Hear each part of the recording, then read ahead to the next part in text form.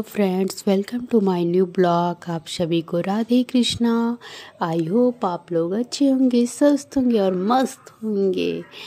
मैं भी आ गई रोज़ की तरह नहा धो के अपने लड्डू को जगाने। और जगा कर मैंने उन्हें नहलाते नहलाते उनसे बहुत सारी बातें भी की। अपने मन में उठे बहुत सारे प्रश्नों के उत्तर भी मैंने अपने लड्डू से पूछा और उनसे मैंने ये भी पूछा क्या वो मेरा हमेशा साथ देंगे ना।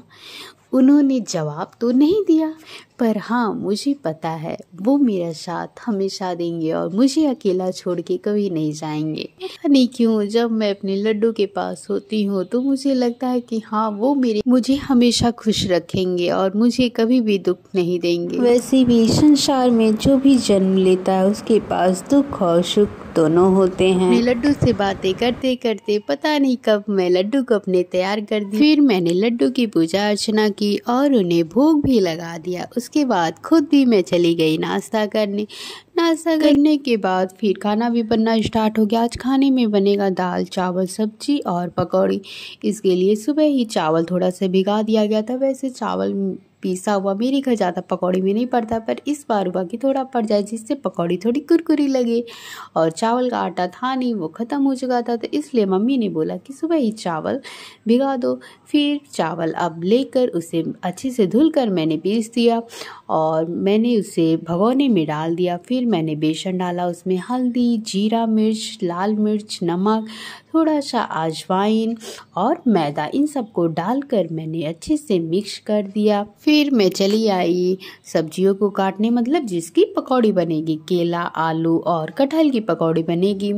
कटहल मैंने नहीं काटा हुआ था, मम्मी काट कर ही गई थी क्योंकि कटहल मुझसे जल्दी कटता नहीं है।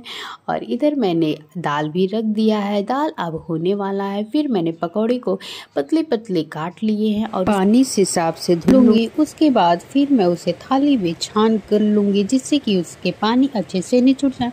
और इधर फिर दाल भी मेरी हो चुकी थी, तो अब मैंने कुकर खाली करके उसमें चावल भी रख दिया। उसके बाद मैं आटा भी गूँथ लूँगी और फिर मैं गैस पे कढ़ाई रख दूँगी। कढ़ाई में तेल डालूँगी। तेल जब गर्म हो जाएगा अच्छे से, फिर उसमें मैं कटी हुई पकौड़ियों को बेसन में अच्छे से लपेट कर फिर मैं कढ़ाई में डालूंगी तलने के लिए और ढक कर उसी में धीमी आंच पे पकने दूंगी। और इधर मेरी पकौड़ी भी बनकर तैयार हो गई है। अब मैं जा रही हूँ अपने लड्डू को भोग लगाने। मैंने लड्डू के भोग के लिए मैंने दाल चावल और पकौड़ी ही ली है, सब्जी मैं नहीं ली हूँ क्योंकि सब्जी में प्याज है। उसके बाद मैं लड्डू को भोग लगाने के बाद खुद भी चली जाऊँगी खाना खाने। फिर मैं पढ़ने बैठ जाऊँगी।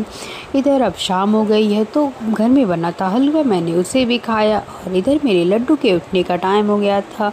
फिर मैं लड्डू को उठाकर उन्हें जेम्स का भोग लगा दूंगी। और मैंने देखा लगभग 6 बजे तक बारिश स्टार्ट हो गई थी और मुझे बहुत ज़्यादा खुशी क्योंकि मुझे बारिश बहुत पसंद है और बहुत दिन से बारिश नहीं हुआ था, इसलिए गर्मियाँ भी इतनी ज़्यादा बढ़ रही थी। फिर हम लोग आ गए बरामदे में, चेयर लगा के बैठ के बारिश का मज़ा लेने लगे और मैंने तो कुछ ज़्यादा ही बारिश में एंजॉय किया।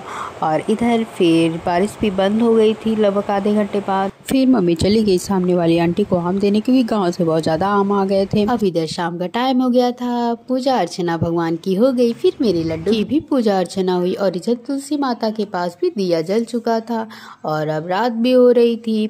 लड्डू के भोग का टाइम हो गया था। मैं भी दूध गुनगुना करके आ गई लड्डू को पिलाने। लड्डू को दूध पिलाकर कुछ देर बाद भी पानी पिला दिया। पानी पिलाकर उनके सारे श्रृंगार को उतार कर अब मैं अपने लड्डू को जा रही हूँ सुलाने। मेरे लड्डू सो चुके हैं। आप सभी को अगर ये मेरा ब्लॉग अच्छा लगा हो तो प्लीज लाइक, सब्सक्राइब, शेयर और कमेंट जरूर करिएगा। आप सबको राधे कृष्णा और शुभ रात्रि।